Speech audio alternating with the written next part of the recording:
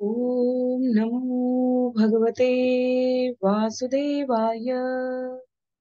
ओम नमो भगवते वासुदेवाय। ओम नमो भगवते वासुदेवाय। हरे कृष्णा। सभी को सादर प्रणाम। श्रीमद् भागवतम महापुराण सत्रों की इन श्रृंखला में आज सत्र 495 495 में सभी भक्तों का स्वागत है। हम सभी यहाँ पर 18,000 श्लोकों वाले श्रीमद् भागवतम महापुराण को अंतर्राष्ट्रीय कृष्ण भावनामृत संघ के संस्थापक आचार्य कृष्ण कृपा मूर्ति श्री श्रीमद अभय चरणारविंद भक्ति वेदांत स्वामी श्री प्रभुपाद की पुस्तक के माध्यम से श्रवण और पठन करते हैं। जैसा कि सत्रों का प्रारूप है, वर्तमान विषय वस्तु का संक्षिप्त अवलोकन, तत्पश्चात मंगलाचरण, उसके बाद एक एक श्लोक का वाचन और अनुवाद, श्रवण और पठन करते हुए हम सभी इस सत्र में वर्तमान विषय वस्तु के संदर्भ में स्कंद 10 अध्याय 20 सत्र 1 में हम सभी ने ग्रीष्म ऋतु के बाद जो वर्षा ऋतु है और शरद ऋतु है उसका विस्तृत उल्लेख श्री सुखदेव गोस्वामी व्रजवासियों के भगवान के प्रति समर्पण के स्वभाव को समझाने के लिए महाराज परीक्षित को सुना। जहां पर ग्रीष्म ऋतु में दावानल पान, प्रलंबासुर, कालिय नाग का वध, इस प्रकार की घटनाएं हुई, वहीं वर्षा ऋतु और शरद ऋतु में व्रजमंडल किस प्रकार से अपने आप को पूर्ण पुरुषोत्तम भगवान श्री कृष्ण के बाल्य रूप की लीलाओं में सिक्त करके चतुर ओर से हरा भरा और सुहावना लगा। तो प्राकृतिक नैसर्गिक सौंदर्य के साथ मनुष्य जीवन के रूप में प्राप्त इस अवसर का उपयोग अपने लाभ के लिए हमें कैसे करना चाहिए, तो सुखदेव गोस्वामी ने बड़ी ही साहित्यिक भाषा में संबद्ध करते हुए महाराज परीक्षित को श्रवण किया। अध्याय का नाम है वृंदावन में वर्षा ऋतु एवं शरद ऋतु। पर वास्तव में हमारे समाज में मित्र के रूप में, संसारी स्नेह के रूप में, भौतिकतावादी जीवन में सुख के समुद्र के पीछे पड़े रहने की अतृप्त भावना, जितना हम पड़े रहेंगे उतनी हमारे जीवन की तृप्ति अपूर्ण सी लगती है, जब तक कि ये सभी सुख की भावना ऋषिकेश भगवान के श्री चरणों में अर्पित ना हो जाए। इस भाव को यहाँ समुन्नत किया। तो आरंभ करेंगे मंगलाचरण से और उसके पश्चात इन श्लोकों के माध्यम से इस विषय को हम सारग्राही तात्पर्य के प्रकाश में श्रवण। नारायणं नमस्कृत्य नरं चैव नरोत्तमं देवीं सरस्वतीं व्यासं ततो जयमुदीरयेत्।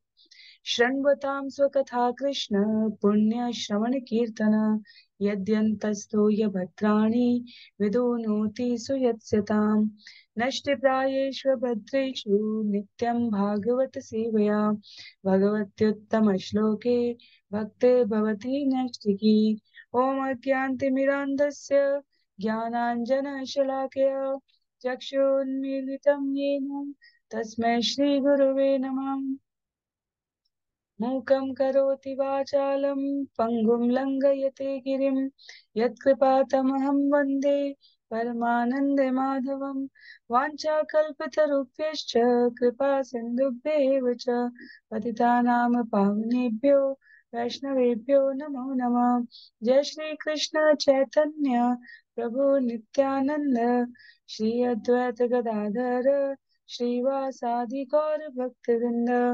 हरे कृष्णा कृष्ण कृष्ण हरे हरे, हरे राम राम राम हरे हरे। हरे कृष्णा कृष्ण कृष्ण हरे हरे, हरे राम राम राम हरे हरे। हरे कृष्णा कृष्ण कृष्ण हरे हरे, हरे राम राम राम हरे हरे। हरे कृष्णा। पुनः सभी भक्तों को सादर प्रणाम। सत्र 495 495 में हम सभी आज स्कंद 10 अध्याय 20 श्लोक संख्या 11, जो इस अध्याय का दूसरा सत्र रहेगा, वहां से विषय को आरंभ करेंगे। अध्याय का नाम है वृंदावन में वर्षा ऋतु और शरद ऋतु। जिनके पास पुस्तक है वो पुस्तक का प्रयोग करेंगे, अन्य सभी की सुविधा के लिए मैं स्क्रीन पर यहाँ श्लोक भी। हरिता हरिभिषष्पे इंद्र गोपे च लोहिता उशीलिंद्र कृतक्षाया निर्णाम श्री इव भूरभूत।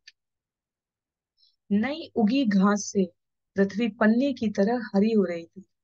इंद्रगोप कीटों ने उसमें लाल रंग मिला दिया और श्वेत रंग के कुकुरमुत्तों ने और भी रंगत ला दी। इस प्रकार पृथ्वी उस व्यक्ति जैसी लगने लगी जो सहसा धनी हो जाती है।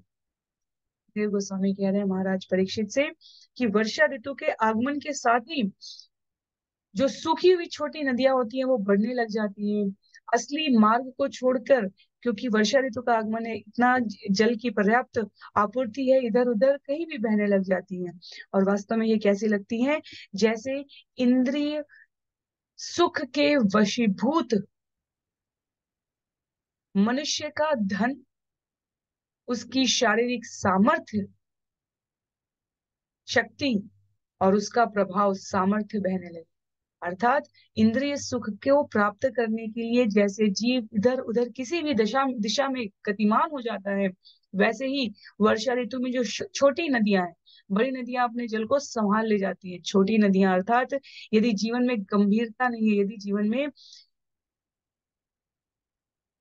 गुरुत्व नहीं है, धारण करने की, गुरुत्व अर्थात अपने आप को संभालने की, यदि जीवन में अनुशासन नहीं है, तो इंद्रिय सुख की प्राप्ति के लिए जीव अपने धन का, अपने ऐश्वर्य का, सामर्थ्य का, प्रभाव का प्रयोग इधर उधर सर्वत्र करने लगता है, केवल अपने आप को सुखी करने के लिए। जैसे कि छोटी नदियां पानी की आपूर्ति होने पर इधर उधर बहने लग जाती।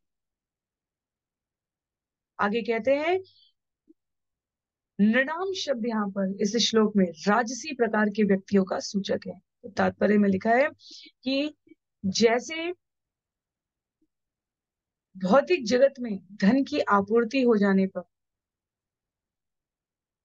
जीव के अंदर प्रदर्शन करने की प्रवृत्ति विकसित हो जाती है, वैसे इस समय जो गहरे हरे खेत हैं, हरियाली की उपलब्धता के कारण उसमें श्वेत रंग के कुकुरमुत्ते रूपी छत्तों से और लाल कीड़ों से जो जगमगाहट, रंग बिरंगापन आ रहा है, वैसे ही जीव अपने आप को इन सभी सामर्थ्य से ऐश्वर्यवान दिखाने के लिए उद्यत हो जाता है। घटनाक्रम जब आगे बढ़ता है इस प्रकार का, तो क्या उल्लिखित है? क्षेत्राणि शस्य संपद्भिः कर्षिकाणामुदं ददु मानिनामनुतापं वै दैवाधीनम जानताम्। अपनी अन्न रूपी संपदा से सारे खेत किसानों को प्रफुल्लित कर रहे थे, किंतु वही खेत उन लोगों के हृदयों में पश्चाताप उत्पन्न कर रहे थे जो इतने घमंडी थे कि खेती के कार्य में नहीं लगना चाहते थे और यह नहीं समझ पाते थे कि किस तरह हर वस्तु भगवान के अधीन है। दो तरह की बातें बताई जा रही हैं। एक, वर्षा जल की उपलब्धता के कारण जो श्रम करने में अनुरक्त किसान हैं वे प्रसन्न थे, क्योंकि अन्न रूपी संपदा वहां पर उपजी हुई थी।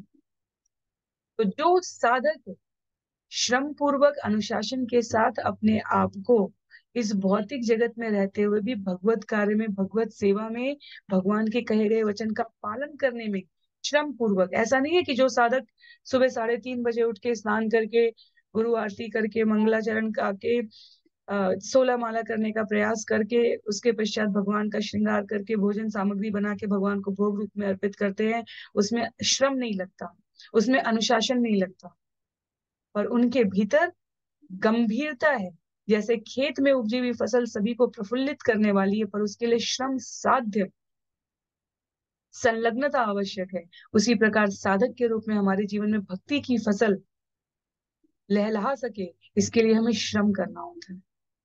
तो जो श्रम करेंगे उनका हृदय प्रफुल्लित होता है, पर जो घमंडी है, जो खेती के कार्य में नहीं लगना चाहते, अर्थात जो बीजारोपण करके भक्ति के बीजारोपण में अपने आप को संलग्न नहीं करना चाहते, जो अपने आप को पृथक सामर्थ्य के साथ रखना चाहते हैं, जो सोचते हैं वो भगवान के समानांतर सत्ता का भोग कर सकते हैं, उनके लिए कहा गया है कि उनके हृदय में पश्चाताप होने लगी स्थिति आ जाएगी, क्योंकि उनके हृदय में अनुशासन नहीं था। तो खेतों में फसल, अर्थात मन पटल पर चेतो दर्पण मार्जनम अभी उदित नहीं हुआ है, तो वो इन सभी प्रकार के परिवर्तनों को अनुभव नहीं कर पाते अपने जीवन में, और वे केवल और केवल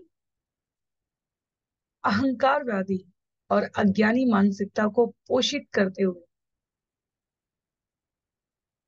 हृदय की उपजाऊ जमीन का प्रयोग ना करते हुए यूं ही निरे सूखे ही रह जाते हैं, शुष्क रह जाते हैं। इससे उनके जीवन में और अधिक रूखापन आ जाता है। श्लोक संख्या 13 में कह रहे हैं, जल स्थल ओकसः सर्वे नववारी निषेवया अबिभ्रन् रुचिरं रूपम यथा हरि निषेवया। चूंकि जल तथा स्थल के समस्त प्राणियों ने नवीन वर्षा जल का लाभ उठाया, इसलिए उनके रूप आकर्षक एवं सुहावने हो गए, जिस तरह कोई भक्त भगवान की सेवा में लगने पर सुंदर लगने लगता है। तो जब जीवन में जिस प्रकार के कार्य की आवश्यकता है, भगवान ने उसकी प्रस्तुति शास्त्र के माध्यम से, आचार्यों के जीवन से, और कई बार प्रेरक प्रेरक प्रेरणा प्रदान करने के लिए प्रेरक तत्वों के रूप में भक्तों के संग से हमें उपलब्ध कराई, जो इस परिवर्तन के साथ, इस विकसित मानसिकता के साथ अपने आप को, हम अभी बच्चे ही हैं, हम अभी बालक ही हैं, हम अभी युवावस्था में ही हैं, अब तो हम वयस्क हो गए हैं, अब तो हम वृद्ध हो गए हैं, इस शारीरिक परिवर्तन के अनुसार जीवन में अपने मानसिक बदलाव को समानांतर स्तर पर बनाए रखना आवश्यक है। एक समय पर अन्य हमारे लिए प्रसन्नता पूर्वक कार्य करते हैं।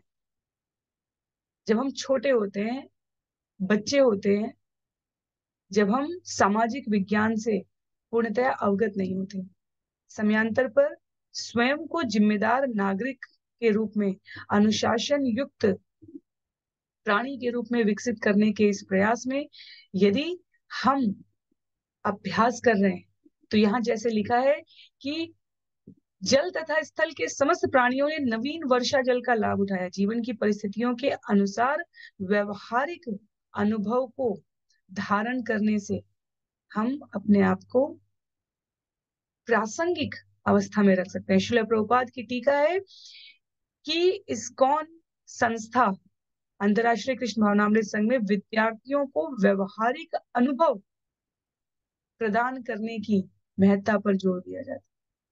शास्त्र के शब्द हम व्यवहार रूप में कैसे पालन कर सकते, जब हम नियम से सुबह उठते हैं, अपने शरीर को स्वस्थ रखते हैं, अपने विचारों को, मन को शुद्ध रखने के लिए धार्मिक पुस्तकों का, धार्मिक विधियों का, योग की पद्धति अर्थात हरिनाम जाप पे अपने ध्यान को केंद्रित करते हैं, तत्पश्चात स्वस्थ भोजन, स्वस्थ भोज्य पदार्थों का प्रयोग करके उनको निर्मित करके भगवान को अर्पित अर्पित करते हैं, तो हमारा शरीर शुद्ध हो रहा है, हमारे मन विचार शुद्ध हो रहे हैं, और हमारे द्वारा किए जाने वाले कार्यों के परिणाम शुद्ध हो रहे हैं।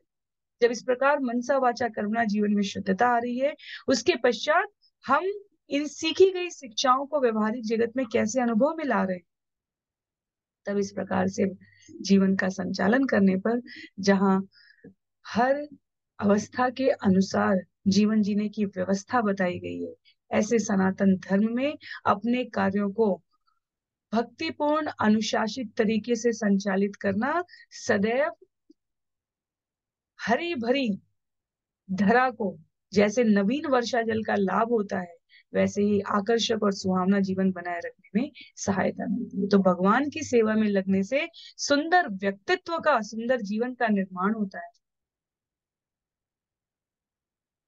इस बारे में हमें कोई संशय नहीं रखना चाहिए। जिनका जीवन है, जो इसका पालन कर रहे हैं, उनके जीवन का अनुभव और बदलाव अन्यों को भी दृष्टिगोचर होने लगा। कृष्ण भावनामृत ग्रहण करने से श्रील प्रभुपाद लिखते हैं कि तत्कालिक समय के तात्पर्य में कि पहले शिष्य स्वच्छता के बारे में इतने परिचित ना थे, स्वास्थ्य के बारे में इतने परिचित ना थे। अब उनका स्वास्थ्य सुधर गया है, उनके शारीरिक कांति बढ़ गई है। जब वे केसरिया वस्त्र धारण करके मस्तक पर तिलक लगा के हाथों में तथा गले में मालाएं लिए और धारण किए हुए जाप करते हुए आगे बढ़ते हैं, तो ऐसा लगता है जैसे सीधे वैकुंठ से आ रहे हैं। और वास्तव में जो भक्त नियमित है अपनी साधना में, उनके जीवन की सरलता और भगवान के प्रति प्रतिबद्धता उनकी शारीरिक कांति को, उनके शब्दों के गुथे हुए प्रस्तुतिकरण को, अनावश्यक वार्तालाप प्रलाप नहीं, और उनके द्वारा किए जा रहे कार्य के सधे हुए परिणाम हम सबको दृष्टिगोचर होने लगे। तो साधक के रूप में हमारा अभ्यास इस स्तर पर अपने आप को पहुंचाने का अवश्य होना चाहिए। श्लोक संख्या 14 में सरिद्भि संगत सिंधु चुक्षोभ श्वशनोर्मिमान् अपक्व योगिन चित्तम कामाक्तम गुणयुक्त यथा। जहां जहां नदियां आकर समुद्र में मिली, वहां समुद्र विक्षुब्ध हो उठा और हवा से इसकी लहरें इधर उधर उठने लगी। जिस तरह की किसी अपरिपक्व योगी का मन काम वासना से रंजित होने तथा इंद्रिय तृप्ति के विषयों के प्रति अनुरक्त होने से डगमगाने लगता है। तो पूरी समुद्र के एक विशाल अस्तित्व के रूप में सामान्यतः हमें स्थिरता दिखती है। कहते हैं ना, समुद्र की तरह गंभीरता धारण कर। पर जहां जहां विशाल नदियों का जल समुद्र में मिल रहा है, वहां उछल उथल पुथल जीवन में समुद्र के दृष्टिगोचर है। तो जीव के रूप में हमें बताया जा रहा है कि हम मनुष्य के रूप में तो गांभीर्य धारण करने की, गंभीरता धारण करने की, आत्मा परमात्मा के संबंध को समझने की समस्त योग्यताएं रखते हैं। पर जब जब जीवन में किसी प्रकार की इंद्रिय तृप्ति के लिए मन डावाडोल हो, अपरिपक्व अवस्था में हम उसको प्राप्त करने की कोशिश करें, नदी तुरंत आकर समुद्र में मिल रही है, उस प्रकार से यदि विषय वासनाओं का निर्बाध क्रम हमारे जीवन में आता रहेगा, तो स्थिरता कहीं ना कहीं डगमगाती है।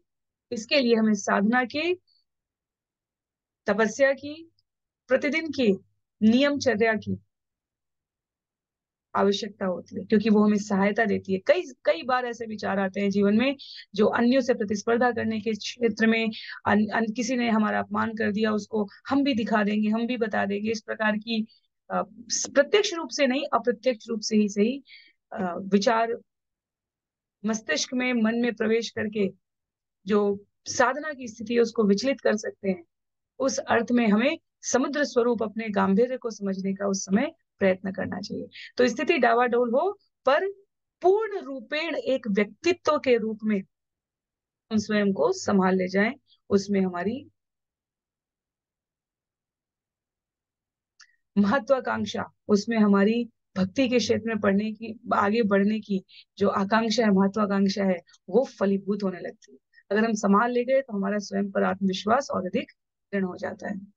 गिरयो वर्षधारा भी हन्यमाना न विव्यतु अभिभूयमाना व्यसने यथा अधोक्षज चेतस। जिस प्रकार भगवान में लीन मन वाले भक्तगण सभी प्रकार के संकटों से प्रहार किए जाने पर भी शांत बने रहते हैं, उसी प्रकार वर्षा ऋतु में जलवाही बादलों द्वारा बारंबार प्रहार किए जाने पर भी पर्वत तनिक भी विचलित नहीं हुए। तो ये स्थिरता है, ये गंभीरता। एक तरफ पर्वत जैसी ऊंचाई हो जीवन में, दूसरी तरफ समुद्र जैसी गहराई हो। तो जैसे बारंबार वर्षा ऋतु के बादलों द्वारा प्रहार किए जाने पर भी प्रकृति के ये दोनों तत्व अपने आप को संभाल ले जाते हैं, पर्वत की ऊंचाई और समुद्र की गहराई, वैसे ही भक्तगण भी सभी प्रकार के संकटों से इस जगत में प्रहार किए जाने पर यदि अपने मन को भगवान में लीन कर रखें, वे शांत बने रह सकते हैं। तो मूसलाधार वर्षा होने पर भी पर्वत विचलित नहीं होते हैं, बल्कि उनकी गर्त धुल जाने पर वो और अधिक सुंदर और दीप्तिमान लगने लगता है। वैसे ही जीवन की कठिनाइयों में, विचलित कर देने वाली अवस्थाओं में, जहां कभी लालसा हो सकती है, कभी लालच हो सकता है, कभी कुंठा हो सकती है, क्योंकि हम सभी भौतिक जगत में हैं। कहीं न कहीं हमारे अंदर असुरक्षा की भावना आ सकती है। अन्य हमें अपने से अधिक सामर्थ्यवान लग सकते हैं। अपनी स्वयं की शक्ति के प्रति संशय होने लग सकता है। पर इन सभी प्रकार की मूसलाधार वर्षा में यदि हम अपने नियम, संयम, अध्ययन, साधना के प्रति दृढ़ बने रहते हैं, तो इन सब परिस्थितियों के व्यतीत हो जाने पर जो साधक का व्यक्तित्व है वो और अधिक सुंदर और दीप्तिमान लगने लगता है। तो कठिन परिस्थितियों को सहन करने से भक्त अधिक सुंदर और कांतिमान हो जाता है। इसका अर्थ ये नहीं है कि एक स्थान पर बैठकर कुछ नहीं करने की बात की जा रही है। निष्क्रिय अवस्था या उदासीन अवस्था की बात नहीं की जा रही है। बात की जा रही है यहाँ पर उन परिस्थितियों में शास्त्र सम्मत आदेश क्या है, आचार्यों का अनुशासन व्यवहार क्या है, और भक्तों के संग किस प्रकार हम उसको आध्यात्ममय कर सकते हैं। अपने जीवन की हर घटना को हम कितना आध्यात्मिक कर सकते हैं, वो हमारी साधन की यष्ट पुष्ट अवस्था को दिखाता है। क्योंकि यदि हमारा मस्तिष्क केंद्रित है, तभी हम हर घटना में अध्यात्म देख पाएंगे। तभी हम हर घटना में भगवान का हाथ, भगवान की लीला, भगवान की कृपा समझने की कोशिश कर पाएंगे। तो जितनी हमारी आध्यात्मिक उन्नत अवस्था है, उतनी जगत की विचलित कर देने वाली परिस्थितियों में हम शास्त्र, गुरु और भक्त के संग में अपने आप को संभाल ले जाते हैं। अन्यथा हर हवा के थपेड़े की तरह कहा जाता है, हृदय और जीवन इधर उधर, मन और जीवन, कार्य और विचार इधर उधर विचलित होने लग जाते हैं। श्लोक संख्या 16 में कहते हैं, इसी विषय को आगे प्रस्तुत करते हुए सुखदेव गोस्वामी, मार्गा बभूव संदिग्धा तृणैश्चन्ना हि संस्कृता नाभ्यस्यमानः श्रुतयो द्विजय कालेन चाहता। वर्षा ऋतु में रास्तों को साफ न करने से वे घास फूस और कूड़े करकट से ढक गए और उन्हें पहचान पाना कठिन हो गया। ये रास्ते उन धार्मिक शास्त्रों के तुल्य थे जो ब्राह्मणों द्वारा अध्ययन न किए जाने से भ्रष्ट हो गए हों और कालक्रम से आच्छादित हो चुके। यदि जो कर्मकांड के नियम हैं वो देश काल परिस्थिति के अनुसार व्यवहारिक रूप से आचार्यों द्वारा अध्ययन करके प्रस्तुत नहीं किए जा रहे हैं, तो वास्तव में वो हमारी आध्यात्मिक प्रगति के मार्ग में सहायक नहीं होते, अभी तो अवरोध बना देते हैं। एकादशी करना है, ये भूल गए कि किसके लिए करना है, ये भूल गए कि क्या करना है। बस इतना स्मरण है कि हम इसको करके कैसे करें इस उपक्रम में कि हमें अधिकाधिक प्रत्यक्ष रूप से लाभ दिखे। एकादशी की अवस्था एक उदाहरण है, ये एकादशी व्रत की अवस्था भगवान की प्रसन्नता के लिए। एकादशी तिथि ने भगवान से प्रार्थना की है, भगवान ने उनको उस शुभ दिन पर साधकों के माध्यम से स्मरण किए जाने के क्रम में संतुष्ट किया है। और भगवान ने कहा ये मेरा प्रिय दिन है। जिस क्षण भगवान ने कहा ये मेरा प्रिय दिन है, साधक के रूप में हमारा व्यवहार होना चाहिए कि उस दिन हम अधिक से अधिक भगवान का स्मरण करें, क्योंकि वो भगवान का प्रिय दिन है। भगवान को स्मरण किए जाने से भगवान को प्रसन्नता होती है। भगवान की प्रसन्नता में एकादशी की विशेषता अपने आप फलीभूत होती है।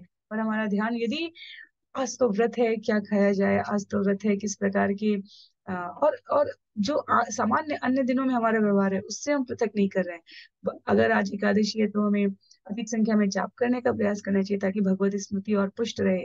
हमें भगवत गीता का जाप करने का प्रयास करना चाहिए, हमें अधिक शास्त्रों का अध्ययन करने का प्रयास करना चाहिए। हमें जो दिन के अन्य समय के कार्य होते हैं, तनी स्वादेंद्रिय को तनी क्षीण रखा जाए, या जगत के आसक्तिपूर्ण कार्यों को तनिकाज धीमा रखा जाए।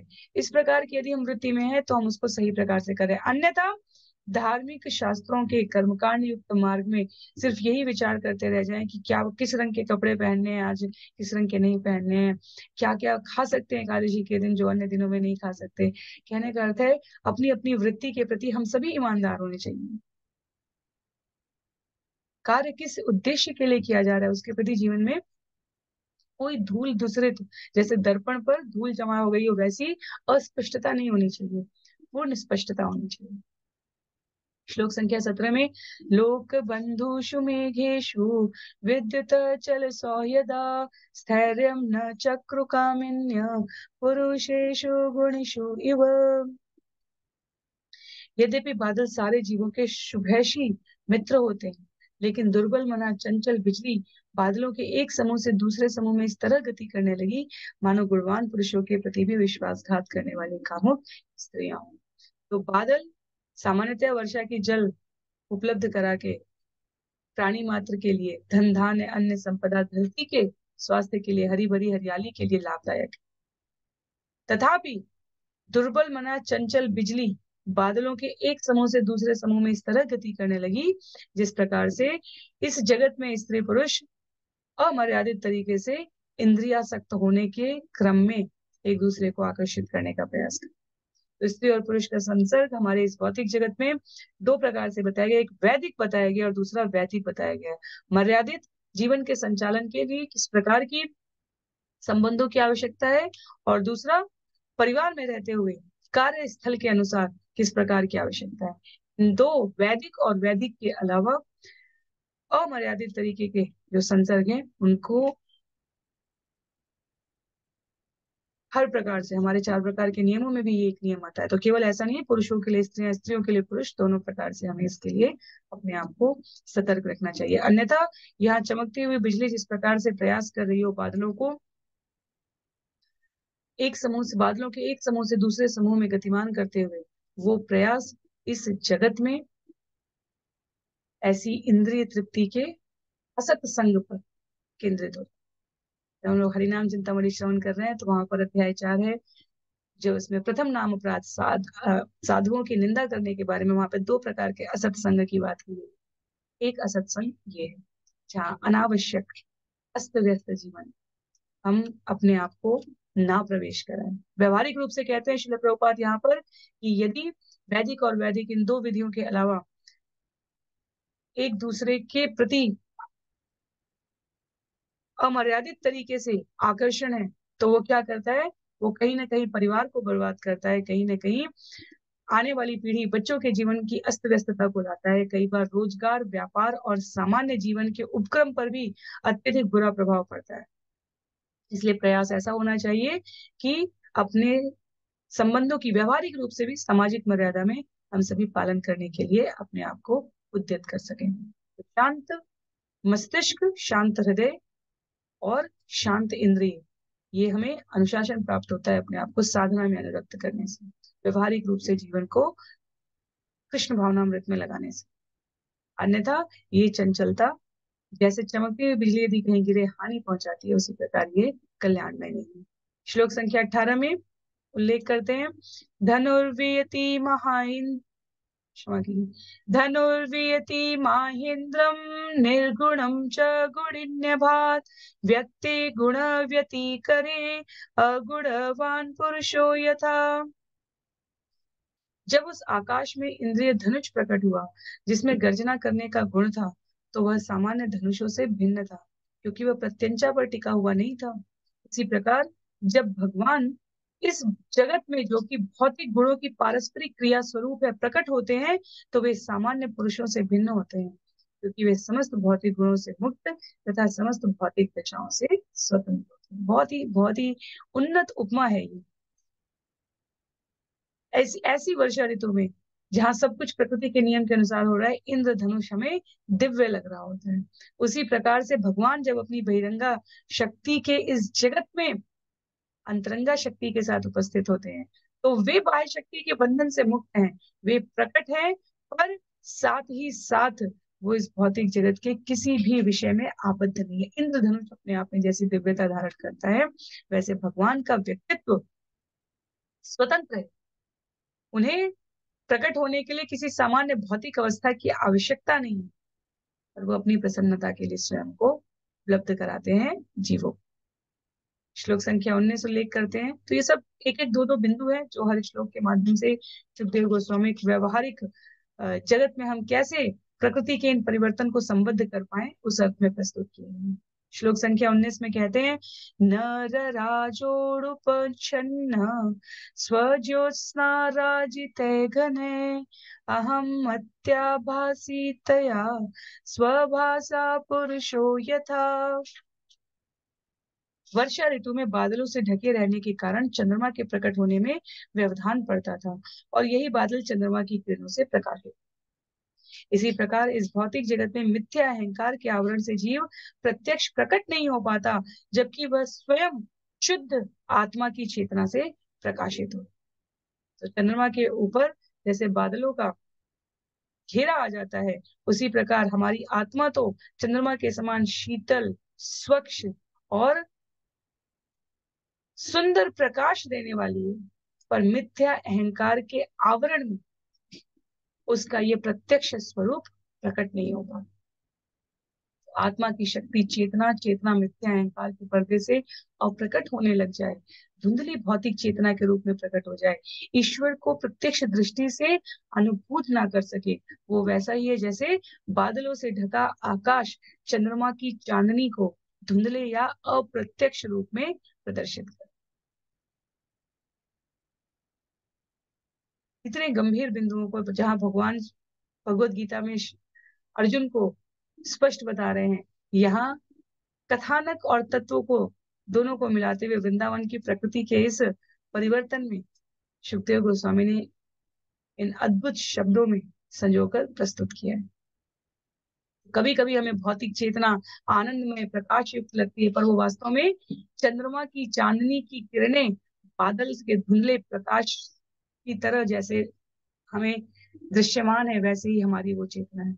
हम अपनी प्रसन्नता के लिए कर रहे हैं या भगवान की प्रसन्नता के लिए कर रहे हैं कार्य, ये जो चेतना की स्पष्टता या धुंधलेपन का अंतर है, इसको यहाँ पर बताया जा रहा है। हमें कुशल दृष्टांत के इस माध्यम से सरलता पूर्वक अपनी चेतना को कैसे प्रबुद्ध रखना है, कैसे चंद्रमा की चांदनी अबाध गति से प्राप्त हो सके, आत्मा की विशिष्टता हम हर क्षण अनुभव कर सके, कोई भौतिक जगत का भय हमें हमारी भक्ति से भयभीत ना कर सके, हमें भीरू ना बना सके, हमें पदभ्रष्ट ना कर सके। ये स्पष्टता हम धारण करें।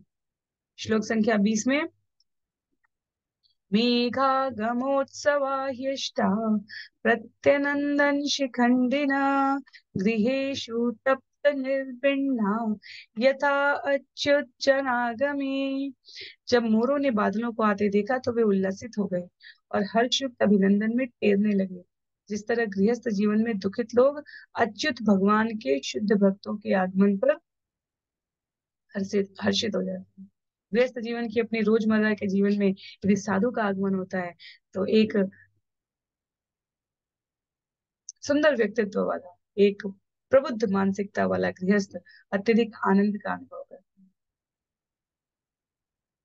यहाँ पर प्राकृतिक रूप में शुष्क ग्रीष्म ऋतु के बाद प्रथम गर्जन करते हुए वर्षा के बादलों के आगमन में मोरों को प्रफुल्लित दिखाए गए, वो सुख में नाचने लगते हैं, ये बताए गए।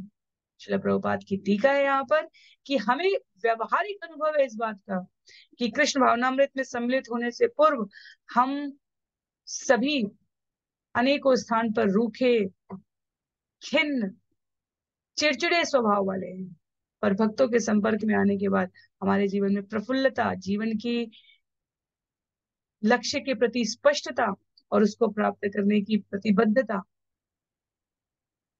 एक अद्भुत प्रसन्नता युक्त उल्लासपूर्ण वातावरण की सृष्टि करती है। बूढ़े से बूढ़े, शरीर रूप से बूढ़े हो रहे, क्योंकि शरीर तो बूढ़ा होगा ही, बूढ़े से बूढ़े जो 20-20, 30-30 साल से साधना कर रहे हैं, ऐसे भक्तों के जीवन में हम देखेंगे तो कष्ट अपने क्रम में आते हैं और उनकी भगवत भक्ति के प्रति जो समर्पित अवस्था है, उसकी प्रफुल्लता जीवन में इन नाचते हुए मोरों के समान अलग ही दिखाई देती है। तो आगे इसी को और विस्तार देते हुए कहते हैं सुखदेव गोस्वामी, पीत्वा पपाद पापद्भिः आसनानात्ममूर्तय राक्षामा तपसा श्रांता यथा कामानुसेवया। जो वृक्ष दुबले हो गए थे तथा सूख गए थे, उनके शरीर के विभिन्न अंग अपनी जड़ों से वर्षा का नया जल पाकर लहरा उठे। इसी तरह तपस्या के कारण जिसका शरीर पतला और दुर्बल हो जाता है, वह पुनः उस तपस्या के माध्यम से प्राप्त भौतिक वस्तुओं का भोग करके स्वस्थ शरीर वाला दिखने लगता है। उदाहरण क्या है हमारे पास? उदाहरण है हमारे कर्दम ऋषि और माता देवहूति। माता देवहूति पति की सेवा में, क्योंकि पति भगवान की सेवा कर रहा है। ऐसा नहीं है कि यहाँ नारी शक्ति सशक्तिकरण पे किसी प्रकार का आक्षेप है, नारी से सेवा करवाई जा रही है। नारी सेवा भाव तो हम सबके भीतर है। या तो हम भगवान की सेवा कर रहे हैं या हम अपनी इंद्रियों की सेवा कर रहे हैं। इस भौतिक जगत में स्त्री या पुरुष के शरीर में यदि हम भगवान की सेवा नहीं कर रहे हैं तो हम अन्य जिनको भी प्रसन्न करने के उद्देश्य से प्रयास कर रहे हैं, वो स्वयं की सेवा करने के समान हुआ। देवहूति कर्दम ऋषि की सेवा इसलिए करती है क्योंकि उन्हें गृहस्थ जीवन की जो शास्त्रोचित परिभाषा बताई गई है उसके बारे में पूर्ण ज्ञान है। पति पत्नी के जीवन में केंद्र में भगवान होने चाहिए, उनकी प्रसन्नता के लिए गृहस्थ जीवन यापन करना चाहिए, क्योंकि कर्दम ऋषि भगवान की सेवा कर रहे हैं, भगवान के ध्यान में, भगवान की योजना को, भगवान के कार्यों को सर्वोपरि करके व्यवहार कर रहे हैं। तो वहां पर देवहूति ने कर्दम ऋषि की इतनी निष्ठा के साथ सेवा की है। परिणाम क्या हुआ? उनका शरीर दुर्बल हो गया था, उनके शरीर की कांति जैसे दर्पण पर धूल धूसरित थी उस प्रकार से वो सेवा की, साधना की, श्रम की इस अवस्था में उतनी दृश्यमान नहीं थी। और कर्दम ऋषि ने क्या किया? जैसे ही उन्होंने अपने आप को साधना से जागृत अवस्था में पाया, देवहूति की स्थिति देखकर उन्हें अत्यधिक स्नेह आया। तो ब्रह्मा जी की भगवान की दी गई जिम्मेदारी को पूरा करने के लिए पुनः यहाँ पर उल्लिखित है, तपस्या के कारण जैसे शरीर पतला और दुर्बल हो जाता है, तपस्या के माध्यम से प्राप्त भौतिक वस्तुओं का भोग करके पुनः स्वस्थ शरीर वाला दिखने लगता है। तो कर्दम ऋषि ने उनको भगवान की इच्छा पूरी करने के कार्य के लिए आवश्यक सभी प्रकार के संसाधनों से युक्त किया। तो उन्होंने कई मंजिले वाला उड़ने वाला विमान और उनको अनेक सेवक सेविकाएं, क्योंकि अब जो वो व्यवहारिक वृत्ति से भगवान के आदेश की पूर्ति करने के लिए, जीवों के निर्माण के लिए, जीवों की बढ़ोतरी के लिए, वृद्धि के लिए, जगत के संचालन के लिए कार्य करने जा रहे हैं, वो इस प्राप्त तपस्या के फल से जो भोग वाली भौतिक वस्तुएं उनका उपभोग करने के क्रम में आने वाली है। तो शरीर यहाँ पर दुर्बल है, पर उसमें यदि साधना की, तपस्या की गरिमा है तो जो परिणाम प्राप्त होगा। प्रहलाद और ध्रुव को भी भगवान ने जंगल की तपस्या के पश्चात कहा, अब जाके राज्य का भोग करो, मुझे केंद्र में रखकर जीवन संचालित करो। तो भौतिक वस्तुएं तपस्या से प्राप्त फल के रूप में जीव को भ्रमित नहीं करती, वो स्पष्टता लाती है कि वो उन्हें भगवान की प्रसन्नता के लिए, उनके कार्यों में संलग्न होने के लिए प्रयोग करते हैं। आगे श्लोक संख्या 22 में कहते हैं, सरस्व शांत रोधसु न्यूषु अंगापि सारसा गृहेष्व शांत कृत्येषु ग्राम्या इव दुराशया। वर्षा काल में सरोवरों के तटों के विक्षुब्ध होने पर भी सारस पक्षी तटों पर रहते हैं। जिस तरह दूषित मन वाले भौतिकतावादी व्यक्ति अनेक उत्पादों के बावजूद घरों पर ही रहते हैं। तो सरोवर तट विक्षुब्ध हो गए हैं, पर सारस पक्षी इन अनेक असुविधाओं के बाद भी, कांटेदार झाड़ियां, कूड़ा करकट, पत्थर एकत्र होने का कीचड़, सरोवरों के किनारों पर वर्षा ऋतु के दौरान सामान्यतः कीचड़ उत्पन्न हो जाता है, पर बत्तखें, सारस पक्षी सरोवर के तटों पर ही मंडराते रह जाएंगे। उसी प्रकार से कहा जा रहा है कि गृहस्थ जीवन में असंख्य पीड़ाजनक घटनाएं होने के बावजूद जो भगवत वृत्ति में स्वयं को संलग्न नहीं कर रहे हैं और केवल भौतिकतावादी प्रवृत्ति में रह जा रहे हैं, वे समयांतर पर परिवार का भार, घर के जो बड़े हो रहे युवा पीढ़ी है उनको देने की बजाय, आध्यात्मिक प्रगति की ओर अग्रसर होने के बजाय वही आसपास मंडराते रहते हैं। धृतराष्ट्र का उदाहरण है। धृतराष्ट्र ने पूरा कलह इस आधार पर समर्थन में दुर्योधन और दुशासन के व्यवहार को, अनाचार को ढकते हुए किया था कि मेरे पुत्र गद्दी पर बैठ सके, पांडु के पुत्रों को गद्दी ना मिले, मेरे पुत्रों को मिले। और पूरा महाभारत युद्ध समाप्त हो गया है, पांडवों के द्वारा कृष्ण की इच्छा के अनुरूप कौरवों का संहार हो चुका है। तथापि जब युधिष्ठिर मिलने आते हैं, राज सत्ता का, सिंहासन का, जीवन जीने की जो प्रवृत्ति धृतराष्ट्र ने ढाल ली थी, उसमें ईर्ष्या, द्वेष, महत्वाकांक्षा, कृपणता, इनका अभी तक अंत नहीं हुआ था। तो जैसे सारस पक्षी सब होने के बाद भी कीचड़ के आसपास मंडरा रहे हैं, गृहस्थ में इतनी अधिक आसक्ति कि उसके बाद का लक्ष्य, जीवन का उद्देश्य ही स्पष्ट ना रहे और असभ्यतापूर्ण तरीके से जानबूझकर अनजान बने रहने की इस वृत्ति से।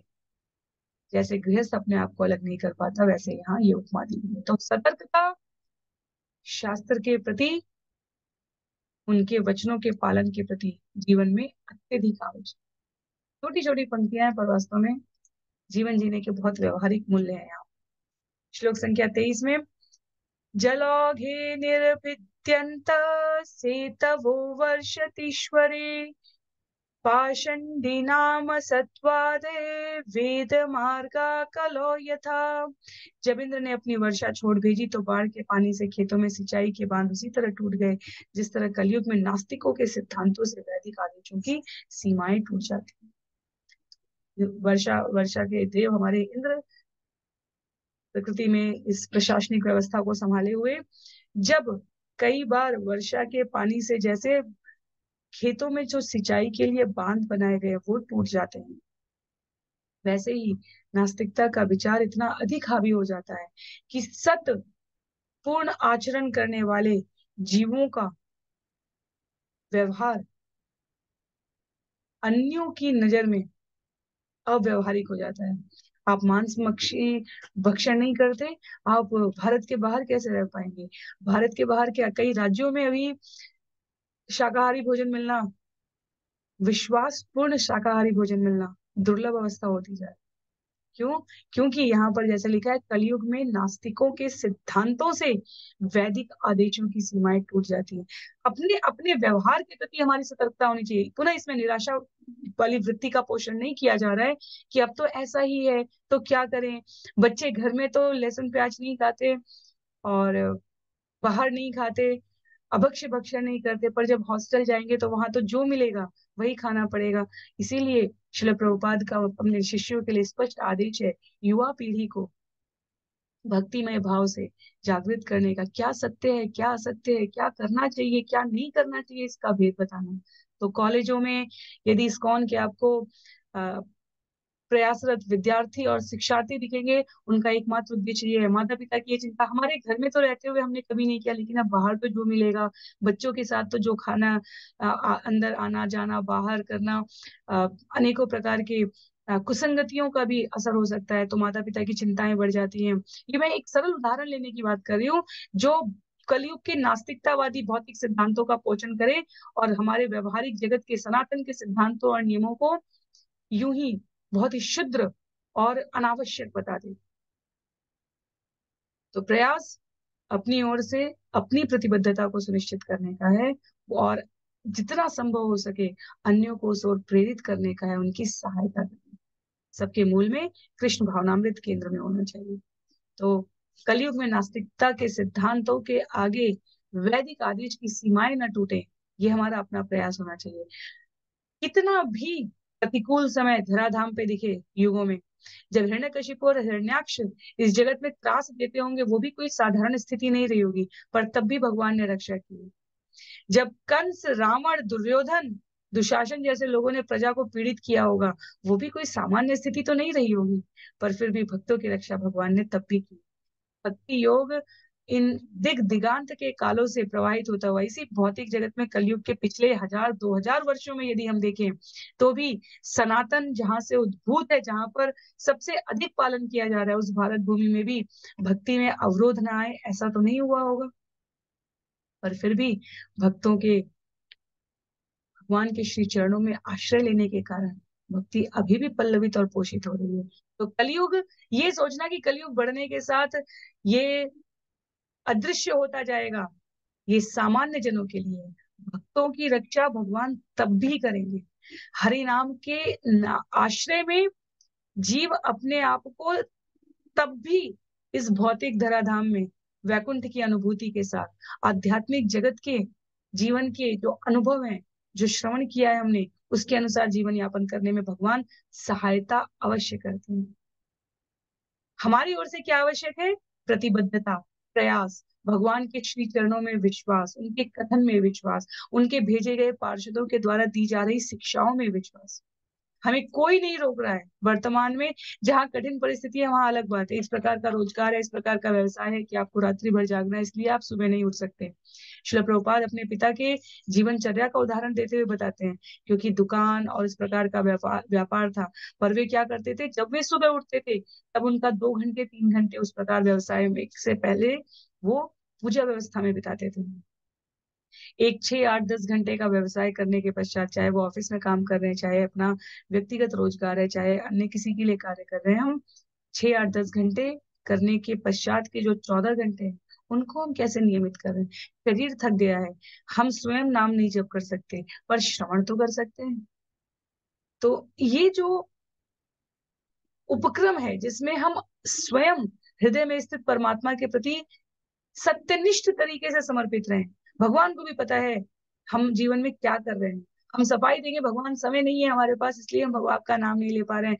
व्यस्तता है भगवान, बच्चे बच्चे हैं या अन्य परिवारी जन हैं, और इसलिए हम साफ रसोई नहीं रख सकते कि कुछ भी खाने से पहले, बनाने के पहले उसको पहले भगवान को भोग लगाएं। ये सारी व्यवस्था यदि हम प्रयास नहीं कर रहे हैं तो हम कलयुग को या संघ को या परिस्थितियों को दोष नहीं दे सकते। यदि हम कुछ भी नहीं कर रहे तो मानसिक भोग कर सकते हैं, और हरिनाम का जब अपने मुख से, उसके लिए तो हमें कोई नहीं रोक रहा है। तो कलयुग अपनी गति से बढ़ता रहेगा। सतयुग त्रेता द्वापर की कहानियों में भी हमें पता है कि राजा महाराजा असुर राक्षस इस प्रकार के रहे हैं जिनसे प्रजा को कष्ट हुआ है, पर भक्ति तब भी पल्लवित और पोषित होती रही, क्योंकि भक्तों का आश्रय सीधे भगवान के श्री चरणों में होता है। उनको इन 4 युगों की घूर्णन प्रवृत्ति से कोई अंतर नहीं दिखना चाहिए। इसलिए कहा गया है, स्कंद 11 में हम श्रवण करेंगे 12 में, जहां पर बताया जाएगा कि जो हरिनाम के आश्रय में है उनके लिए ये भौतिक जगत भी वैकुंठ के समान है। श्लोक संख्या 24 में, व्यामुञ्चन् वायुभिन्नुन्हा भूतेभ्यश्चामृतं घना यथा शिशो विष्पतय काले काले द्विजेरिता। वायु द्वारा प्रेरित बादलों ने सारे जीवों के लाभ हेतु अपना अमृत तुल्य जल उसी तरह विमुक्त किया जिस तरह राजागण अपने ब्राह्मण पुरोहितों के आदेशानुसार अपनी प्रजा में दान बांटते हैं। तो हमें ये स्मरण रखना चाहिए कि जल इस बात का, जब वर्षा की बूंदें गिर रही होती है तो वो इस बात को नहीं देख रही होती हैं कि कहाँ पर योग्य जमीन है और कहाँ पर अयोग्य जमीन है। वो पूर्णतया अपने आप को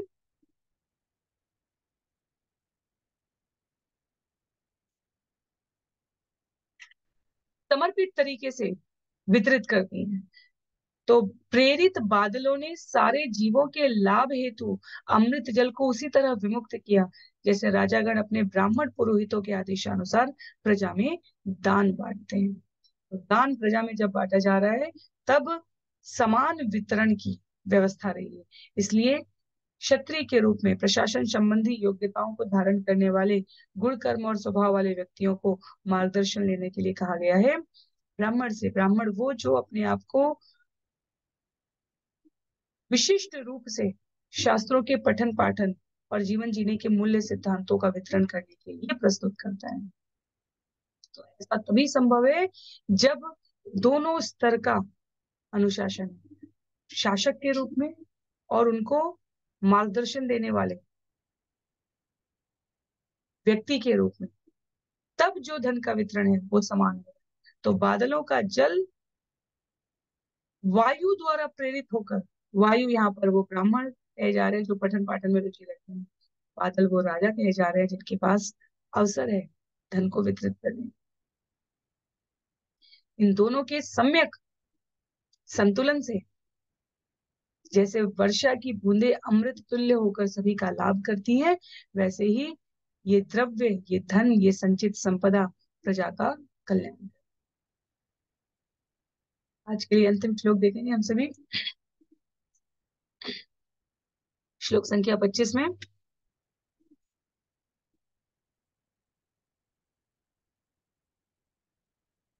एवं वनं त्वदसृष्टम् पक्वखर्जुरजम्बुमत् गोपाले वृतोरन्तुं सबल प्राविशद्धरी। जब वृंदावन का जंगल पके खजूरों तथा जामुन के फलों से लदकर इस प्रकार शोभायमान था, तो भगवान श्री कृष्ण अपनी गौओं तथा ग्वाल बालों से घिरकर एवं श्री बलराम के साथ उस वन में आनंद मनाने के लिए प्रविष्ट हुए। तो अब जब जीवन में इस प्रकार की साम्यता है,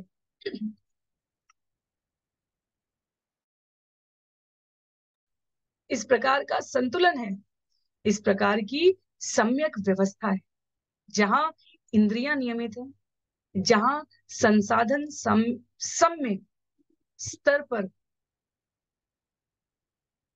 विस्तारित है, जहां जीवन में केंद्रित अवस्था के द्वारा सर्वांगीण विकास की ओर ध्यान दिया गया है। स्वास्थ्य भी उन्नत होना चाहिए, आर्थिक सामाजिक पारिवारिक स्थिति भी संतुलित होनी चाहिए, व्यवसाय रोजगार मित्रों संबंधियों के साथ व्यवहार, हमारी स्वयं की रुचियां,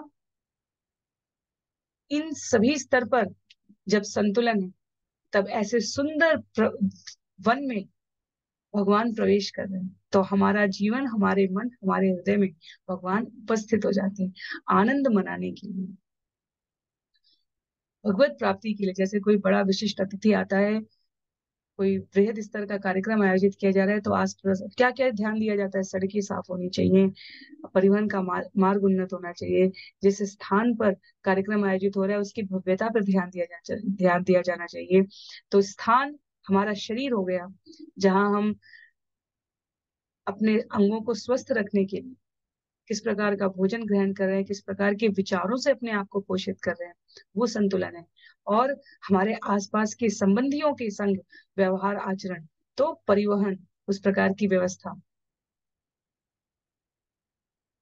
ये सभी संतुलन जब साधक क्रमशः अपने जीवन में प्राप्त करने लगता है, वहां पर भगवान के नाम रूपी, क्योंकि भगवान स्वयं अपने नाम रूप गुण लीला सामग्रियों में अपने आप को उपस्थित रखते हैं। भगवान का नाम भगवान से अभिन्न है, स्वयं भगवान ने कहा। तो जब इस इतनी इतनी धीरता जीवन में है, इतनी स्थिरता जीवन में है, तो वहां पर भगवान निश्चित रूप से भगवान तो हमेशा है, पर हमें अनुभव नहीं होते। इसलिए जब कुतर्क करने वाले कहते हैं भगवान है तो दिखते क्यों नहीं, भगवान हमारे भौतिक जगत में आसक्त जीवों के गुलाम नहीं, नौकर नहीं, भगवान भक्तों के सेवक अवश्य बन जाते हैं। भक्त भगवान का सेवक बनता है, भगवान भक्तों के सेवक बनने के लिए प्रस्तुत है।